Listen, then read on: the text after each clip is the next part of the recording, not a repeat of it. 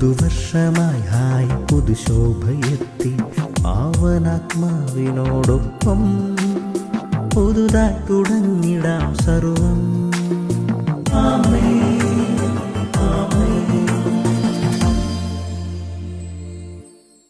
യേശുവിന്റെ ഏറ്റവും പ്രിയമുള്ളവനെ ഹോസിയ 11:3 എഫ്രായിമിനെ നടക്കാൻ പഠിപ്പിച്ചത് ഞാനാണ്, ഞാൻ അവരെ എന്റെ കരങ്ങളിൽ എടുത്തു, എന്നാൽ തങ്ങളെ സുഖപ്പെടുത്തിയത് ഞാനാണെന്ന് അവരറിഞ്ഞില്ല. ജീവിതത്തിൽ വരാവുന്ന ഏറ്റവും വലിയ ഭാഗ്യദോഷം ഇതാണ്.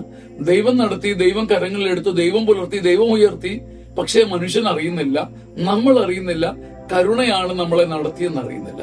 നമ്മുടെ കഴിവും പ്രാപ്തിയുമാണെന്നോർത്ത് അഹങ്കരിക്കുമ്പോൾ സ്വർഗം പറയുക, എഫ്രായിമിനെ കുഞ്ഞെ നിന്നെ നടക്കാൻ പഠിപ്പിച്ചത്, ഈ ജയിപ്പിച്ചത്, ഇന്നിനെ ഈ ജോലിയിലേക്ക് എത്തിച്ചത് ഞാനാണ്, ഞാനാ കരങ്ങളിൽ എടുത്തത്, പക്ഷേ ഞാനാണിത് ചെയ്തതെന്ന് നീ അറിയുന്നില്ല.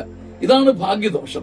ദൈവമാണ് നടത്തിയെന്ന് അറിയാത്ത ഒരു നടപ്പ്, ദൈവമാണ് ഉയർത്തിയതെന്ന് അറിയാത്ത ഒരു ഉയർപ്പ്, ദൈവമാണ് പറത്തിയെന്ന് അറിയാത്ത ഒരു പറക്കൽ, അതാണ് ഭാഗ്യദോഷം.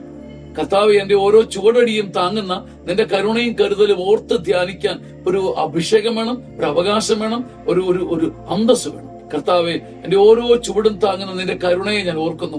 ഈ ദിവസം ഈ വചനം നിങ്ങളെ അനുഗ്രഹിച്ചുയർത്തട്ടെ.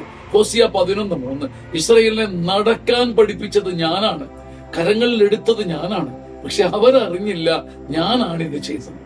ഈ ഭാഗ്യദോഷം നമുക്ക് വരാതിരിക്കട്ടെ.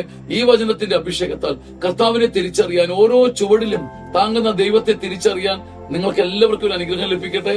ആമേൻ. ആമേൻ. ആമേൻ.